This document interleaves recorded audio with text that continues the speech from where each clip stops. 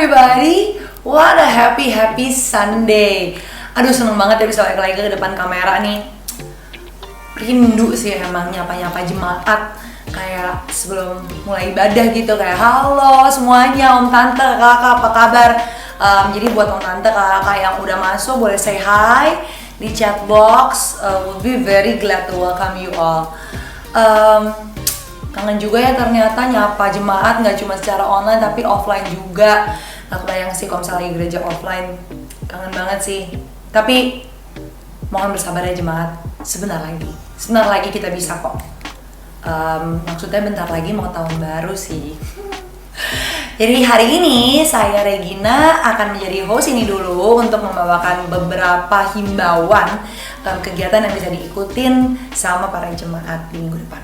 Ini adalah minggu terakhir kita belajar dengan tema Strong and Healthy Marketplace. Nah, sebulan ini kita udah belajar gimana cara jadi excellent, gimana caranya kita berdampak, dan yang paling penting gimana caranya kita jadi contoh nyata kebaikan Tuhan di dunia pekerjaan, baik itu mungkin untuk bos-bos kita, atau mungkin sesama karyawan, atau mungkin bisa juga untuk business partners yang bareng sama kita gitu. Nah, kita tuh masih punya 1 bulan menuju akhir dari 2020. So, let's not worry, we still have time to make it count, oke? Jangan lupa dipraktekin semuanya yang udah dipelajarin. Oh iya, untuk praktekin itu semua, kita tuh nggak bisa ngelakuinnya sendiri. Jadi aku mau himbau untuk om, tante, kakak, semua jemaat untuk jangan lupa join Cool. Kenapa? Karena nggak mungkin banget deh, it's very impossible untuk kita bisa praktekin semuanya dan udah gitu survive juga di dunia kerjaan, tapi kita nggak punya teman yang suportif, yang lingkaran teman yang akan ingetin kita, mungkin lewat saksi kehidupan mereka, atau mungkin lewat cerita mereka, atau mungkin cuma sekedar sharing-sharing biasa aja Tuhan udah bisa kirimin untuk mengingatkan kita. So I wanna remind again dengan slogan yang cool, yaitu it's hot outside, go cool.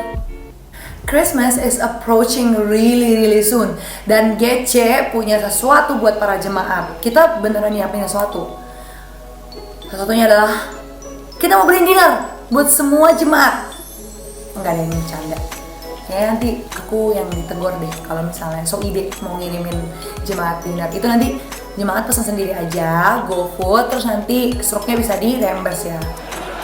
Bisa nggak ya? Ntar deh. Mungkin telepon GC info kali. Tapi GC beneran siapin sesuatu buat para jemaat supaya bisa enjoy Christmas at home, probably with family and some friends ya, karena kita tetap jaga jarak. Tapi sayang banget, aduh maaf banget, maaf 1000 maaf, aku nggak boleh bocorin, maaf banget. Jadi iya, ditunggu aja ya menuju Natal, ada sesuatu yang disiapin, tungguin di platform kita, Instagram, YouTube, just wait for it. Nah, sekian dari ini dulu buat minggu ini. Aku mau siap-siap dari itu deh. Udah pakai baju bagus sih, udah pakai baju rapi. So, see you on the chat room. Bye, happy Sunday.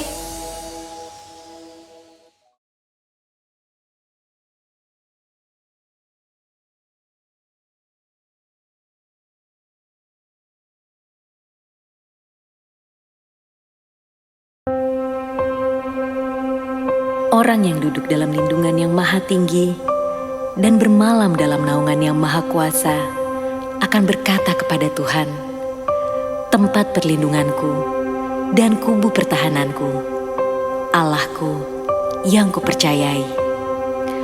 Sungguh, dialah yang akan melepaskan engkau dari jerat penangkap burung, dari penyakit sampar yang busuk. Dengan kepaknya, ia akan menudungi engkau. Di bawah sayapnya, engkau akan berlindung. Kesetiaannya ialah perisai dan pagar tembok. Engkau tak usah takut terhadap kedahsyatan malam, terhadap panah yang terbang di waktu siang, terhadap penyakit sampar yang berjalan di dalam gelap, terhadap penyakit menular yang mengamuk di waktu petang. Walau 1000 orang rebah di sisimu dan 10.000 rebah di sebelah kananmu, tetapi itu tidak akan menimpamu. Engkau hanya menontonnya dengan matamu sendiri dan melihat pembalasan terhadap orang-orang fasik. Sebab Tuhan ialah tempat perlindunganmu, yang maha tinggi telah kau buat tempat perteduhanmu.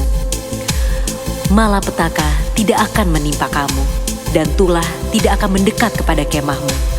Sebab malaikat-malaikatnya akan diperintahkannya kepadamu untuk menjaga engkau di segala jalanmu. Mereka akan menatang engkau di atas tangannya, supaya kakimu jangan terantuk kepada batu. Singa dan ular tedung akan kau langkahi. Engkau akan menginjak anak singa dan ular naga.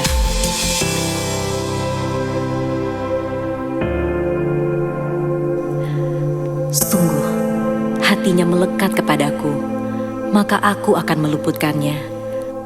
Aku akan membentenginya, sebab ia mengenal namaku.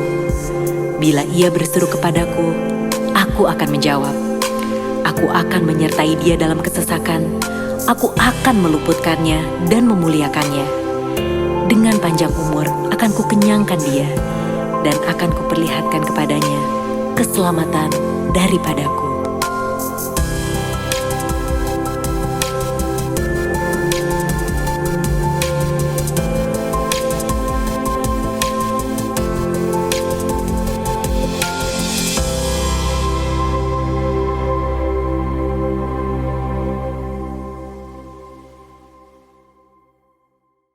Shalom saudara, pernahkah kita berpikir bagaimana banyak hamba-hamba Tuhan atau orang-orang percaya dipakai dengan karunia kesembuhan ilahi, mengusir setan, membangkitkan orang mati, bahkan melakukan hal-hal yang luar biasa? Misalnya di dalam Alkitab, Musa, Paulus, Petrus, dan banyak tokoh iman lainnya melakukan hal-hal yang luar biasa. Ada satu kesamaan dari semua tokoh-tokoh tersebut, yaitu pengurapan Tuhan yang luar biasa ada pada mereka. Sesungguhnya pengurapan dari Tuhan adalah penting bagi orang percaya. Dalam edisi Voice of Pentecost kali ini, kita akan membahas mengenai pengurapan dalam pelayanan dan kehidupan orang percaya. Di dalam Perjanjian Lama, tindakan pengurapan dilaksanakan pada acara ritual keagamaan, seperti penhabisan imam besar, penhabisan imam yang melayani, pengangkatan seorang raja, serta pengangkatan seorang nabi. Di dalam Perjanjian Lama, memang hanya orang-orang yang khususlah yang dapat menerima pengurapan. Sedangkan dalam Perjanjian Baru, pengurapan diberikan kepada orang-orang yang percaya kepada Yesus Kristus. Dalam Perjanjian Lama, instrumen yang sering kali dipakai dalam pengurapan adalah minyak. Minyak adalah lambang persetujuan dengan Allah, kehadiran Allah, berkat, kuasa, penghiburan, kesembuhan, sukacita, perkenanan, dan kesejahteraan. Akan tetapi, dalam Perjanjian Baru tidak terlalu ditekankan tentang minyak, tetapi Roh Kudus menjadi instrumen pengurapan itu sendiri. Prinsip yang mendasari pengurapan minyak adalah prinsip konsekrasi, yaitu memisahkan atau mengkhususkan sesuatu atau seseorang kepada Tuhan. Prinsip konsekrasi dengan pengolesan minyak tetap berlaku pada era Perjanjian Baru. Lalu, apa contoh peristiwa pengurapan dalam Alkitab? Salah satunya adalah pengurapan double portion. Pengurapan 2 kali ganda sangat dikenal dalam gereja aliran Pentakosta dan karismatik. Istilah ini mengacu kepada peristiwa Elia dan Elisa yang dicatat dalam 2 Raja-Raja 2 ayat 1-14, di mana Elisa meminta 2 bagian dari roh Elia. Salah satu dampak dari pengurapan double portion yang diterima Elisa adalah mujizat-mujizat yang Tuhan kerjakan melalui pelayanan Elisa 2 kali lipat lebih banyak dari Elia. Hal ini tidak membuktikan bahwa Elisa lebih hebat dari Elia, justru lebih membuktikan bagaimana mentoring yang dilakukan Elia kepada Elisa berhasil. Peristiwa yang senada juga terjadi pada zaman Perjanjian Baru, di mana Tuhan Yesus menyampaikan kepada murid-muridnya dalam Yohanes 14 ayat 12, "Sesungguhnya barang siapa percaya kepadaku, ia akan melakukan juga pekerjaan-pekerjaan yang aku lakukan, bahkan pekerjaan-pekerjaan yang lebih besar daripada itu." Maksud perkataan Tuhan Yesus bukan berarti orang percaya lebih hebat darinya, melainkan orang percaya akan melakukan pelayanan yang menjangkau lebih banyak orang, serta pelayanan kepada bangsa-bangsa non-Yahudi. Dengan perkembangan teknologi, internet, dan media sosial, kini semua pelayanan penjangkauan dimungkinkan. Roh Kudus memenuhi dan mengurapi orang percaya untuk melakukan pelayanan tersebut. Pengurapan double portion merupakan pengurapan untuk pelayanan yang lebih besar. Umumnya terjadi dalam konteks bapa rohani dengan anak rohani. Orang percaya yang merindukan pengurapan tersebut tentu harus membangun hubungan bapa anak dengan pemimpin rohani yang Tuhan Yesus tempatkan di atasnya. Selanjutnya, apa maksud dan tujuan dari pengurapan? Dalam Lukas 4 ayat 18-19 dijelaskan bahwa Yesus Kristus sebagai yang diurapi. Jikalau Yesus saja menerima pengurapan dari Allah, terlebih lagi kita sebagai orang percaya. Oleh karena itu, pengurapan harus disadari sebagai bagian dari perjalanan orang percaya dalam menjalankan panggilan Kristus. Dalam hidup setiap hari, Tuhan pun telah berkata bahwa Ia sebagai gembala yang baik akan mengurapi kepala orang percaya dengan minyak. Pengurapan yang diberikan kepada orang-orang percaya dalam era Perjanjian Baru bukanlah untuk tujuan keselamatan atau berkat secara jasmani, namun untuk tujuan pelayanan, yaitu pemberitaan Injil dan menyatakan kuasa Allah. Dan yang terakhir, pengurapan merupakan bagian tidak terpisahkan dari hidup orang percaya. Salah satu yang membedakan antara orang percaya dengan orang yang belum percaya adalah adanya pengurapan Tuhan dalam hidupnya. Sebagai pengikut Kristus, pengurapan bukanlah sesuatu yang asing, melainkan menjadi bagian yang penting dalam perjalanan iman dan keseharian kita. Dengan demikian, orang yang percaya kepada Kristus sudah seharusnya menjadikan pengurapan sebagai bagian yang penting dan tidak terpisahkan dari hidup mereka. Sekarang adalah era Pentakosta yang ketiga, di mana orang percaya menjadi the messenger of the third Pentecost. Dan pengurapan sungguh sangat kita perlukan untuk menuntaskan amanat anggungnya. Misi kerajaannya tidak dapat dilakukan dengan kekuatan kita sendiri. Jadi, kita jangan sampai melewatkan kesempatan untuk menerima pengurapan dari Tuhan melalui para pemimpin rohani kita. Mari terima pengurapan Tuhan dengan iman dan mulai melangkah untuk mengerjakan apa yang Roh Kudus perintahkan di dalam hidup kita. Tuhan Yesus memberkati.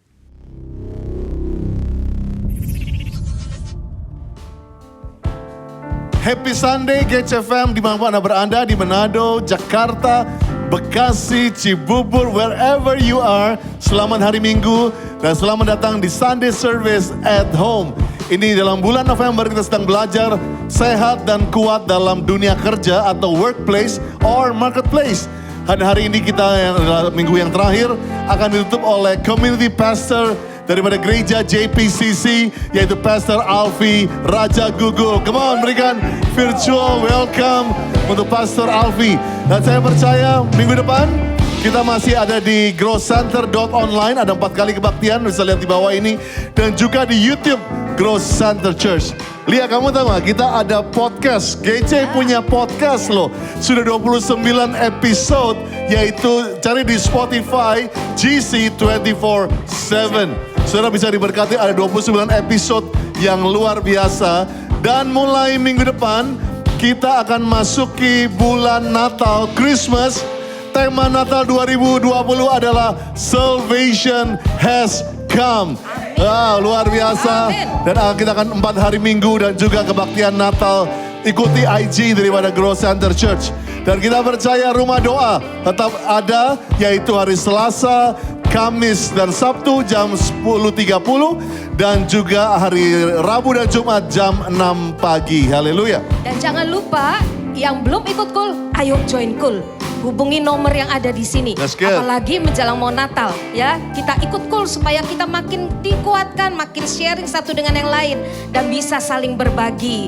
Dan juga tak lupa kami juga mengucapkan banyak terima kasih untuk generous heart bagi Bapak Ibu Saudara yang memberikan persembahan. Dan saat ini yang memberikan persembahan bisa melihat di QR code yang ada atau melalui transfer bank yang ada di layar Bapak Ibu Saudara. Dan tak lupa juga yang terakhir, bagi yang mau bertanya atau ada sesuatu informasi yang dibutuhkan, bisa menghubungi via email ke gc.office@growcenter.church atau melalui via WA yang ada di layar saat ini. Haleluya, sebelum kita menyembah Tuhan, ayo arahkan tangan saudara ke screen. Ini waktunya untuk berdoa, begitu banyak yang perlu didoakan. Seka Baba Yaralaba, dalam nama Yesus, sembuh dari sakit jantung. Suami yang operasi empedu bisa berjalan baik. Mami yang sakit batu empedu sembuh. Sembuh dari alergi, orang tua yang stroke sembuh. Sembuh sempurna dari anxiety disorder. Sakit diabetes pulih. Setiap stres dalam keluarga dijamah dan disembuhkan. Saudaraku diberi kekuatan dan kesabaran setelah gagal menikah. Amin. Diberi pekerjaan baru sesuai dengan lingkungan yang nyaman. Bisa bekerja di kantor BUMN. Agar pasanganku lulus seleksi calon pegawai Kementerian Luar Negeri. Usaha suami diberkati. Usaha kecil yang baru dimulai jadi berkat bagi banyak orang. Bisnis perusahaan bisa bertahan. Tuhan buka jalan supaya aku bisa buka toko tahun depan. Segera dapat surat izin tempat usaha, investor yang akan masuk. Dilancarkan rencana pernikahan abang. Januari lancar, istri mengandung 8 bulan. Anak sehat, anakku tumbuh, kembangnya sempurna. Anakku bisa segera berjalan di usia lewat dari setahun. Kakak kembali ke jalan yang benar dan diberi pekerjaan. Renovasi rumah dikerjakan lancar sampai selesai. Proses KPT dan bangun rumah bisa lancar. Terima kasih juga Tuhan untuk jawaban doa. Hasil swab adikku negatif setelah isolasi mandiri. Dan bersyukur punya modal yang cukup untuk membangun bisnis saat ini. Serta nyeri otot di tubuhku sudah sembuh dalam nama Yesus. Dan Tuhan cukupkan segala kebutuhan di masa pandemi ini. Dan doa kami terjawab. Papiku akhirnya terima Tuhan Yesus. Dan dibaptis. Haleluya. Terima kasih Tuhan. We are so blessed by you. Come on, prepare your heart, Grow Center. Let's worship with Grow. Grow Center Church, mari memuji Tuhan sama-sama. Sebab hari ini adalah hari yang Tuhan jadikan. Terima kasih Tuhan, Kau kemenangan kami. Yes, Lord. Bolehkah tepuk tangan sama-sama dari rumah kita? Setiap keluarga bertepuk tangan. Come on. 1, 2, 1, 2, 3, go.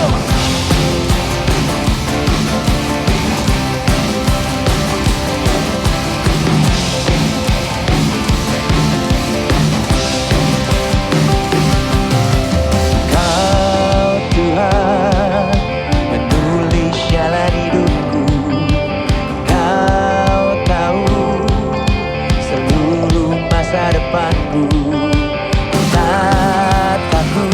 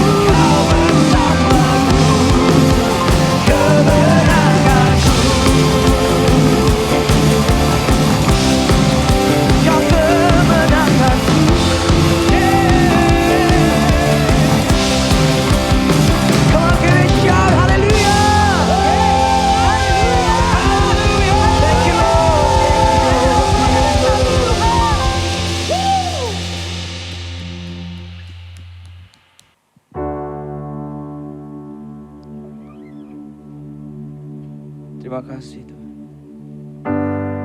Terima kasih Tuhan. Kau ada bersama kami.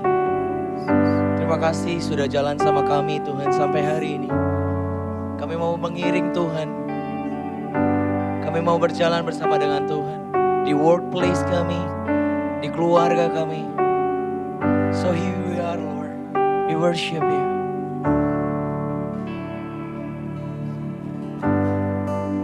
Kekuatan di jiwaku,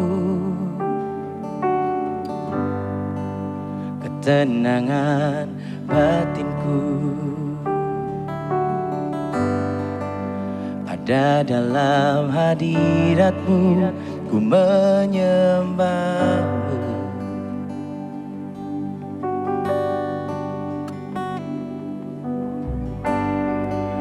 Tersungkurku di kaki-Mu, rasakan hadirat-Mu. Takkan ku melepaskan-Mu, Kau cahaya bagiku. Mengiring-Mu seumur hidupku, masuk dalam rencana-Mu Bapa. Pikiranku, kehendakku, ku serahkan padamu. Harapanku hanya di dalam-Mu. Ku kan teguh bersama-Mu Tuhan. Jadikan ku bejana-Mu untuk memuliakan-Mu. Untuk memuliakan-Mu.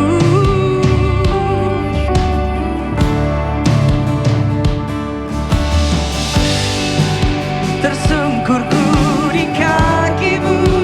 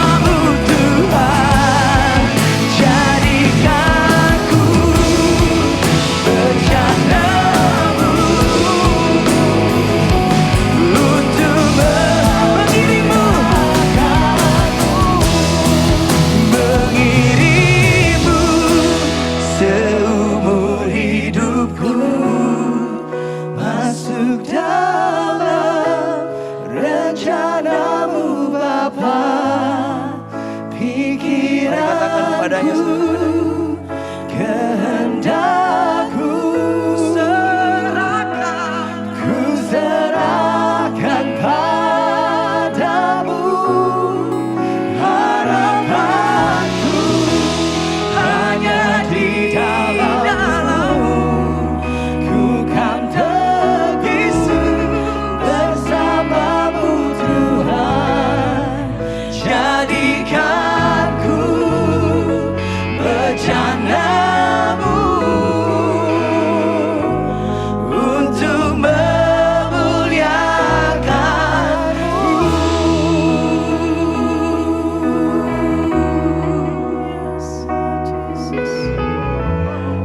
Kau harapan, Kau jawaban. Oh yes, kami mau mengiringmu, kami mau jadi bejana-Mu. Oh yes, wow.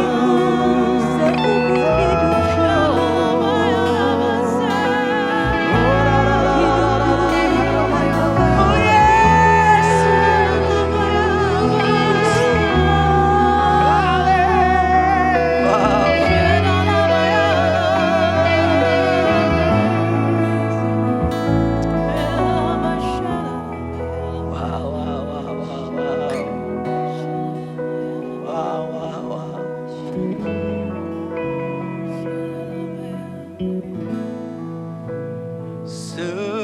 sedalamnya hatiku Kau pun tahu, dan kasih-Mu tak jauh dalam jiwaku. Di dalam kesesakan, di dalam kemenangan, ku tahu Engkau selalu bersamaku. Sedalamnya hatiku Kau pun tahu, wow. Dan kasih-Mu tak jauh dalam jiwaku. Di dalam kesesakan, di dalam kemenangan, di dalam kemenangan, Kau selalu ada. Ku tahu Kau selalu bersama. Sedalamnya hatiku Kau pun tahu, oh Jesus. Dan kasih-Mu tak jauh dalam jiwaku. Di dalam kesesakan, di dalam kemenangan, di dalam kemenangan, ku tahu Kau selalu bersamaku.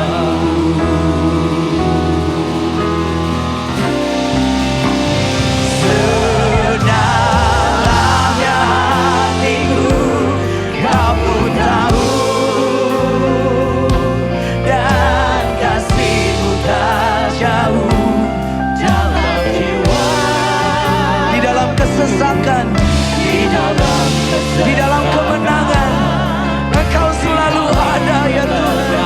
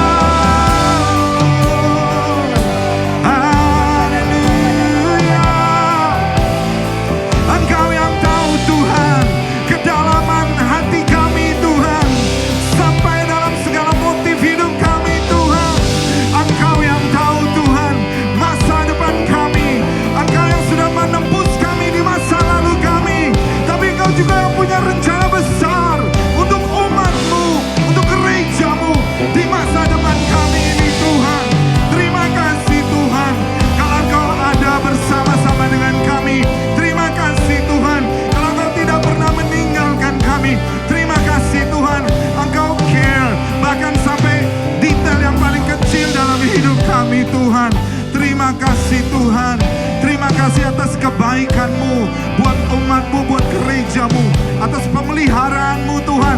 Bahkan di masa-masa yang sulit sekalipun, dalam lembah yang paling kelam sekalipun, Engkau tidak pernah meninggalkan kami sedikit pun. Sehingga kami tidak akan pernah takut bahaya, karena gadamu dan tongkat-Mu itulah yang menjadi penghiburan buat kami Tuhan. Terima kasih Tuhan, terima kasih untuk perlindungan-Mu buat umat-Mu, untuk perlindungan-Mu buat gereja-Mu di tempat ini. Terima kasih untuk perlindungan-Mu buat gembala kami Tuhan, untuk gembala Growth Center di tempat ini, Pastor Andy Cokro, Ibu Lia dan seluruh tim pastoral yang ada. Terima kasih Tuhan, orang-orang yang stand in the gap on behalf kami semua sebagai umat-Mu, gereja-Mu. Terima kasih Tuhan, Kau berikan perlindungan, penyertaan, kekuatan Tuhan yang sempurna buat para pemimpin-pemimpin rohani kami, buat para gembala-gembala kami Tuhan, juga buat Pastor Niko Nyotora Harjo sebagai gembala kami.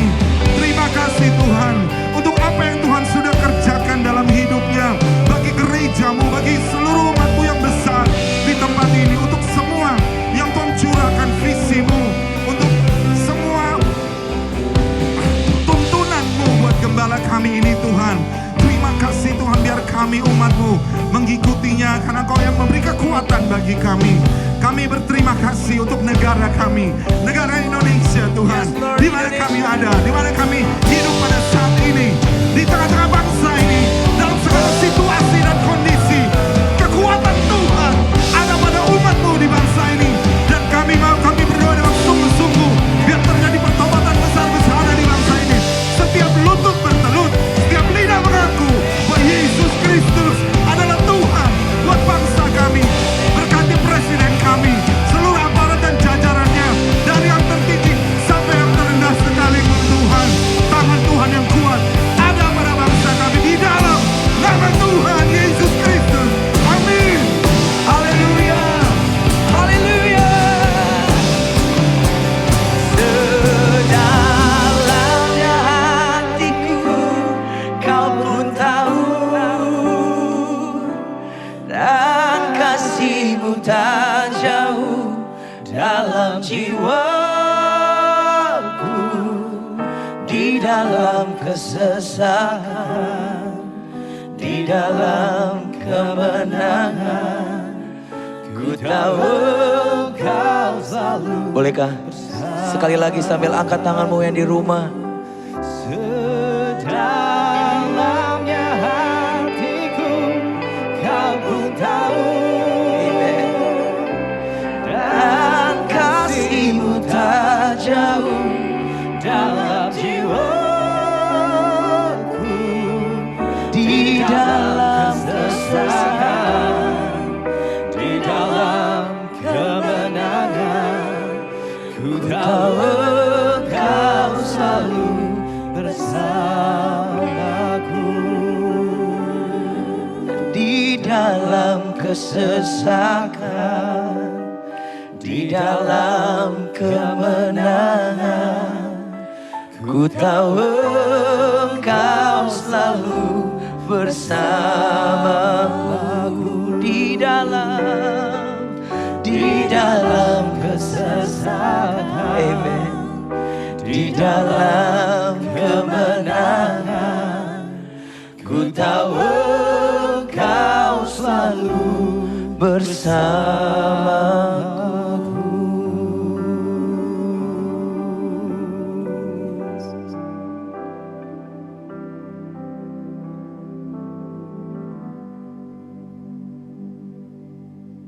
Shalom Jemaat Growth Center Church yang dikasihi Tuhan. What a privilege and an honor for me to share the message of God hari ini. Sebelum kita mendengarkan pesan daripada Tuhan, bagaimana kalau kita bersama-sama berdoa. Melebihi apa yang mata kami lihat dan hati kami rasakan. Kami tahu persis dimanapun kami berada, Kau ada bersama-sama dengan kami. Dan melebihi keterbatasan hamba-Mu yang berbicara. Roh Kudus, terjemahkan kata-kata yang terbatas ini dengan tidak terbatas. Sehingga setiap anak-anak-Mu yang mendengarkan firman Tuhan ini mendapatkan pesan yang begitu khusus daripada Tuhan. Dalam nama Bapa, Anak, dan Roh Kudus, dalam nama Yesus Kristus Tuhan. Amin. Pesan Tuhan, firman pada hari ini saya berikan judul Mental Strength for the long haul. Saudara, memulai segala sesuatu itu jauh lebih mudah daripada mempertahankannya. Ini berlaku di berbagai aspek kehidupan. Mulai kurus itu jauh lebih mudah daripada makin kurus atau terus kurus. Memulai karir dan bisnis itu lebih mudah daripada membawanya ke tempat atau tingkat yang lebih tinggi. Mulai pacaran itu lebih mudah daripada membawa hubungan sampai ke pelaminan. Begitu pula memulai pernikahan jauh lebih mudah daripada mempertahankannya sampai maut memisahkan.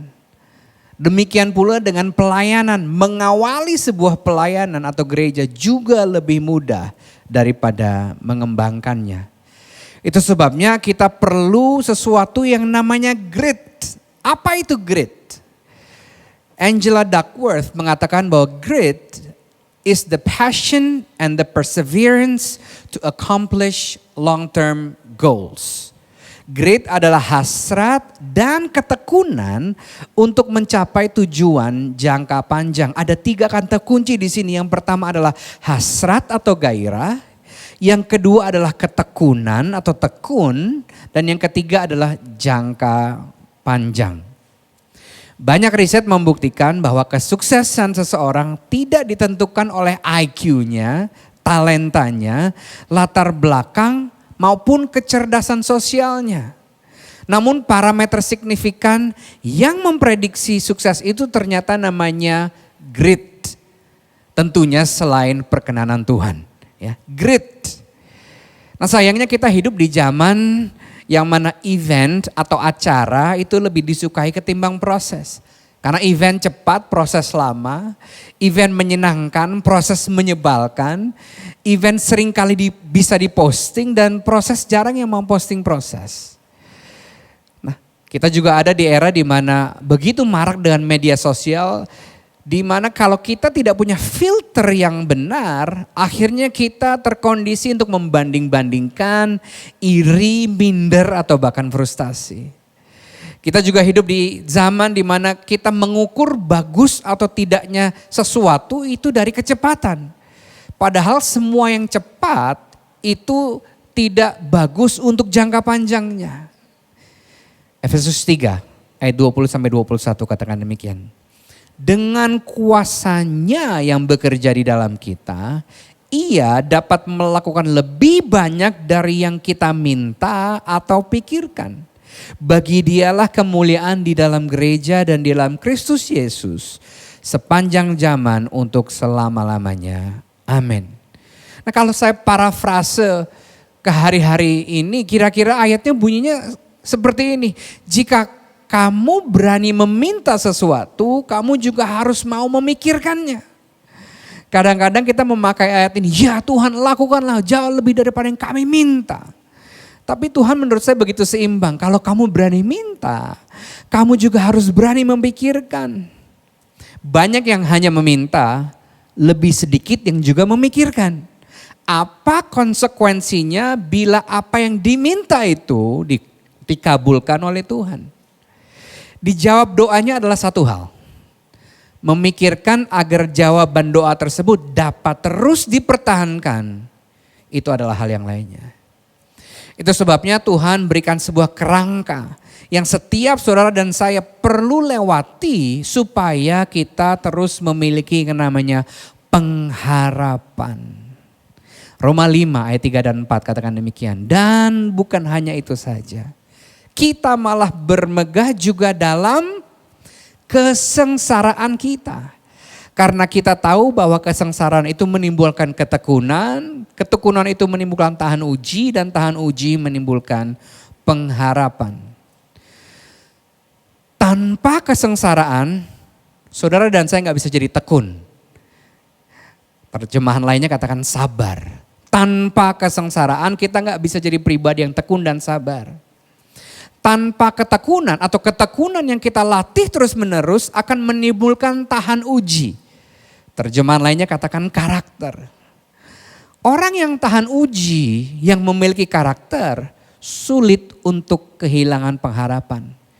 Itu sebabnya kita perlu melihat masa-masa krisis atau pandemi hari-hari ini adalah sebuah kesempatan untuk Tuhan memunculkan ketekunan, kesabaran, tahan uji karakter supaya melewati pandemi ini kita terus menjadi orang-orang yang penuh dengan pengharapan.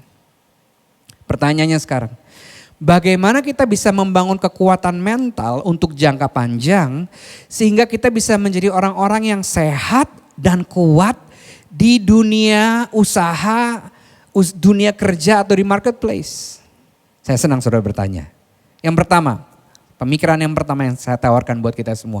Get a personal conviction from God. Dapatkan peneguhan mendalam secara pribadi dari Tuhan. Terutama ketika kita ingin memulai atau melakukan sesuatu yang sifatnya jangka panjang. Ya. Dapatkan peneguhan yang mendalam dari Tuhan karena sesuatu yang jangka panjang, nafasnya juga perlu panjang. Ini sangat penting supaya kita bisa terus bertahan untuk jangka waktu yang sangat panjang. Karena sekali lagi, semua orang bisa memulai dengan baik. Tapi gak semua orang bisa bertahan atau menyelesaikannya dengan baik. Seringkali mata kita fokus kepada apa yang sifatnya jangka pendek, sehingga sulit melihat gambaran besar di jangka panjang. Saudara, peneguhan yang datang daripada Tuhan selalu paralel dengan firman Tuhan. Kita tidak bisa main klaim bahwa sesuatu itu diteguhkan oleh Tuhan kalau hal itu tidak selaras dengan firman Tuhan. Itu sebabnya Mazmur 119 ayat 105 bilang demikian. Firman-Mu itu pelita bagi kakiku dan terang bagi jalanku. Peneguhan yang datang daripada Tuhan akan sangat terasa gunanya ketika jalan di depan itu begitu samar-samar atau bahkan kita gak bisa melihat sama sekali. Seperti gelap. Peneguhan pribadi yang paralel dengan firman Tuhan akan begitu berfungsi ketika kita mempertanyakan langkah yang saya ambil itu tepat atau enggak ya. Nah, bagi Abraham hal ini terjadi antara janji untuk dia menjadi bapa segala bangsa sampai dengan dia mendapat lembu sebagai korban pengganti Ishak, anak yang sudah dijanjikan. Kejadian 22 katakan demikian. Kemudian Ishak berkata, "Ayah." Jawab Abraham, "Ya nak." Ishak melanjutkan, "Api dan kayu sudah ada. Tapi mana domba yang mau dipersembahkan?" Dengarkan jawab Abraham.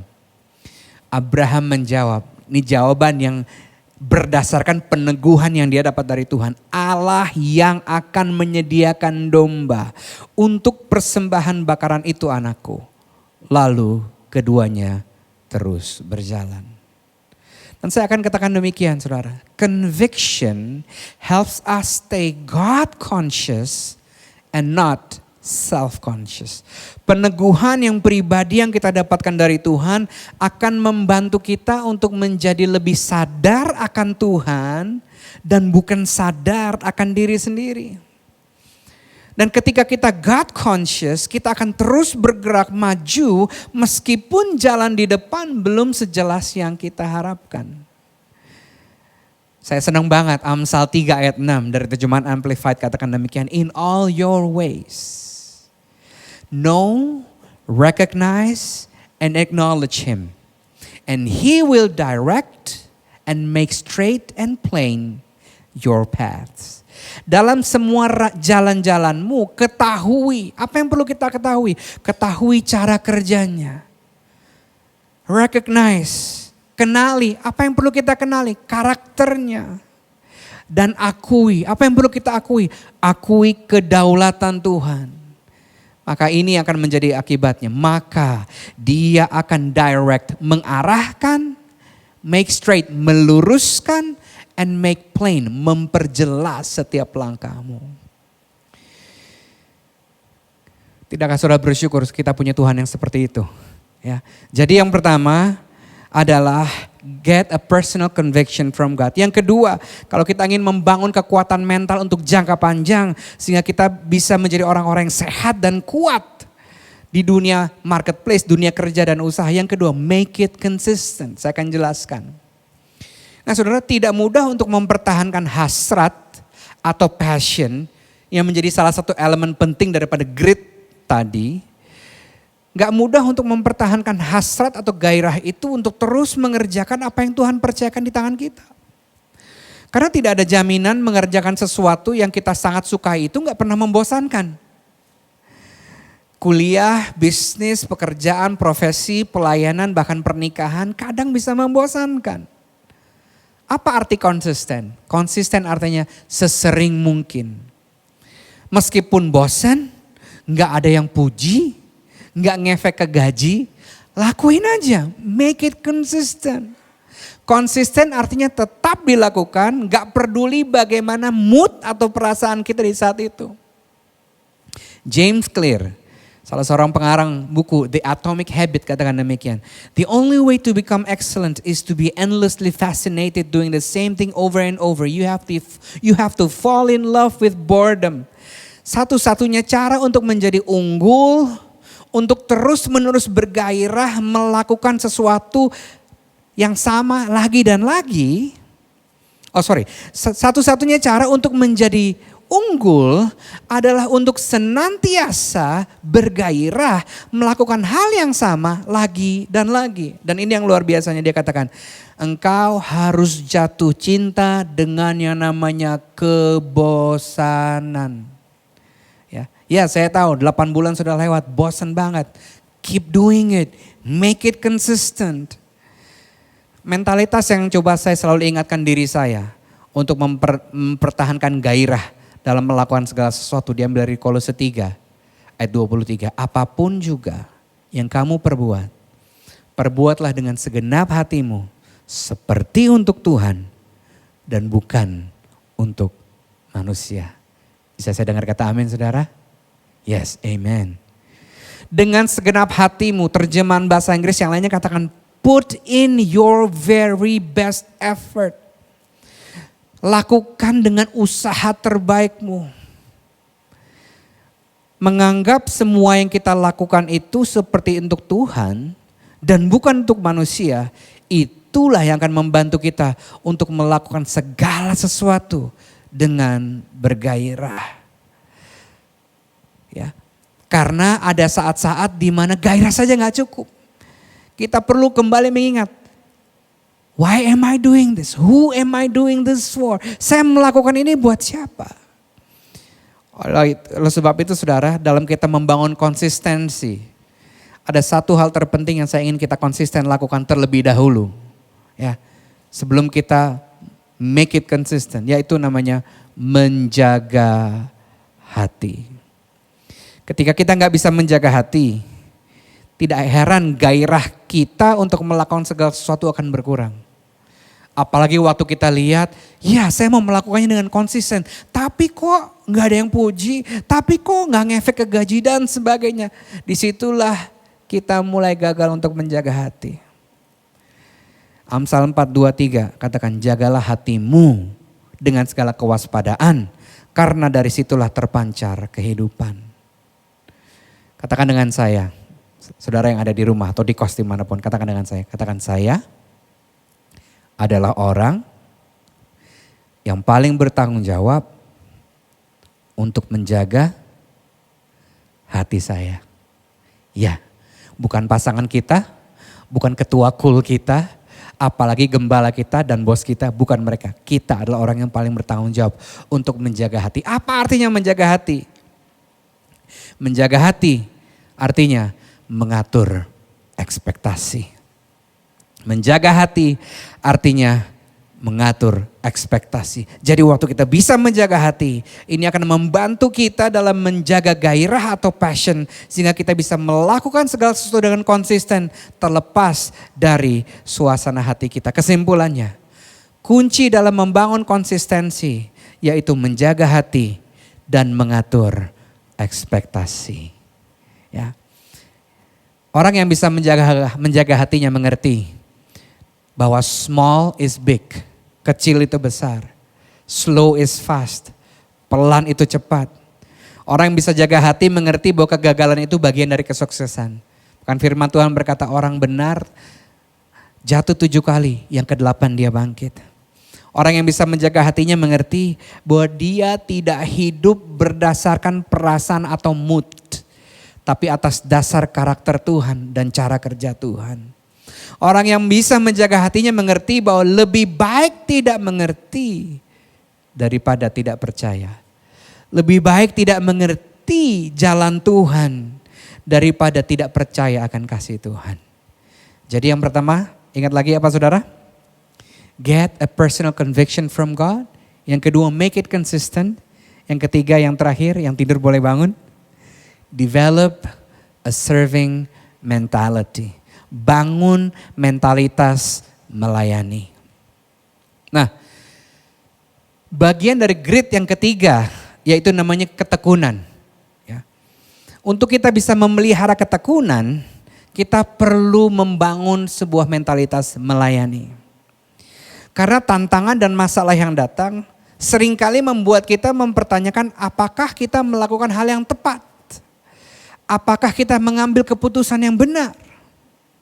Selama kita berpikir bahwa hidup kita adalah tentang kita, maka kita akan bergumul dengan yang namanya kegigihan dan ketekunan. Karena Tuhan gak pernah memerintahkan kita untuk berhasil, tapi Tuhan perintahkan kita untuk berbuah. Berhasil porosnya diri sendiri, tapi berbuah itu berbicara tentang dinikmati sama orang lain. Buah tidak pernah dihasilkan untuk keuntungan si pohon, buah dihasilkan untuk keuntungan orang lain. Ingatlah bahwa apa yang kita lakukan dan hidupi tidak hanya untuk keuntungan kita saudara, tapi juga untuk memberi dampak buat orang lain. Inilah yang dinamakan purpose atau tujuan. Dan tujuan gak pernah berbicara tentang dirinya sendiri. Mikrofon ini gak pernah diciptakan buat membuat dirinya terkenal. Mikrofon ini, kamera yang saat ini sedang dipakai untuk syuting, diciptakan untuk digunakan oleh orang lain selain dirinya. Itu yang namanya purpose.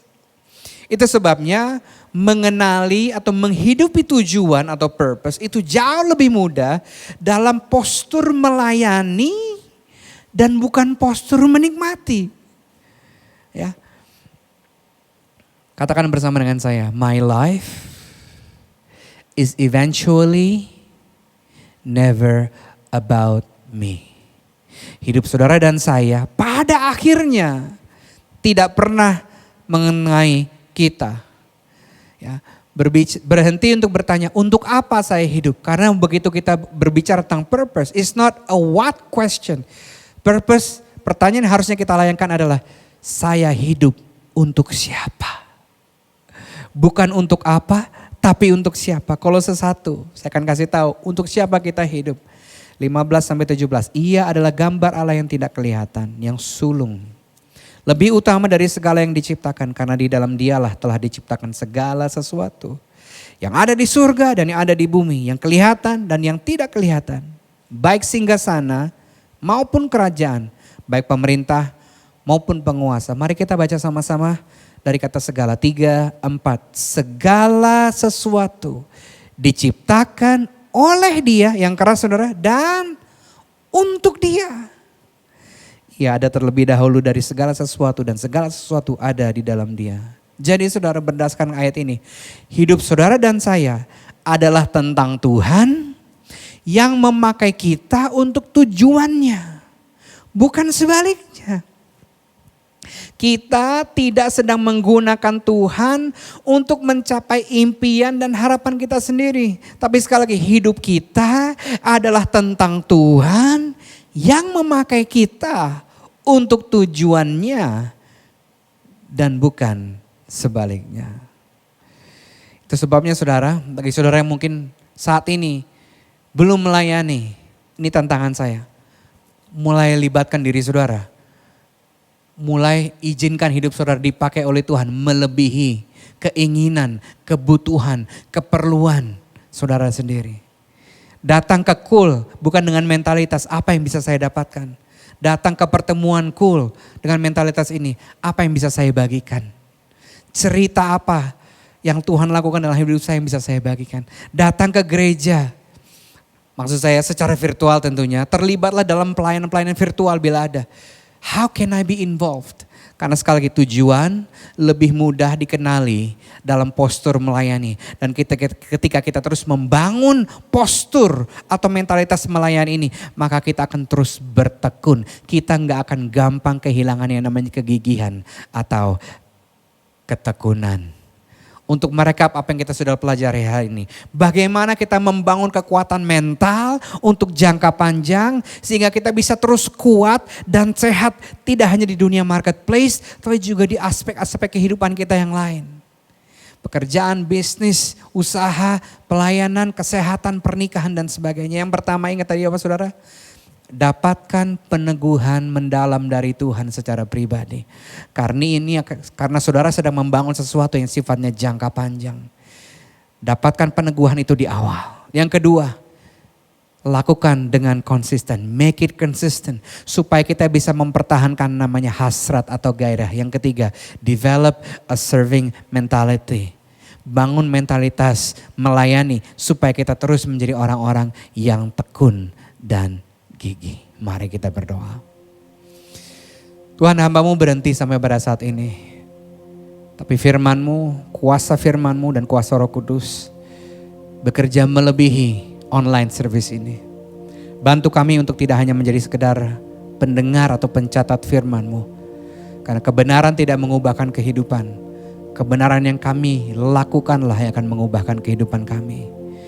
Bantu kami Tuhan, berbicaralah kepada kami di hari-hari, di waktu-waktu mendatang. Supaya kami mendapatkan peneguhan yang berasal daripada Tuhan. Teguhkan panggilan-Mu. Teguhkan kenapa kami melakukan ini. Supaya kami punya mentalitas, kami punya kerangka pemikiran untuk jangka panjang. Ketika kami kehilangan arah di jangka pendek, bantu kami untuk lebih sadar akan Engkau daripada sadar akan kondisi kami. Bantu kami juga Tuhan untuk make it consistent. Lakukan segala sesuatu seperti untuk Tuhan dan bukan untuk manusia sesering mungkin. Bantu kami untuk bisa menjaga hati kami dengan mengatur ekspektasi kami. Pertemukan kami juga Tuhan dengan orang-orang yang waktu kami melihat mereka dengan mata-Mu dan hati-Mu yang penuh belas kasihan.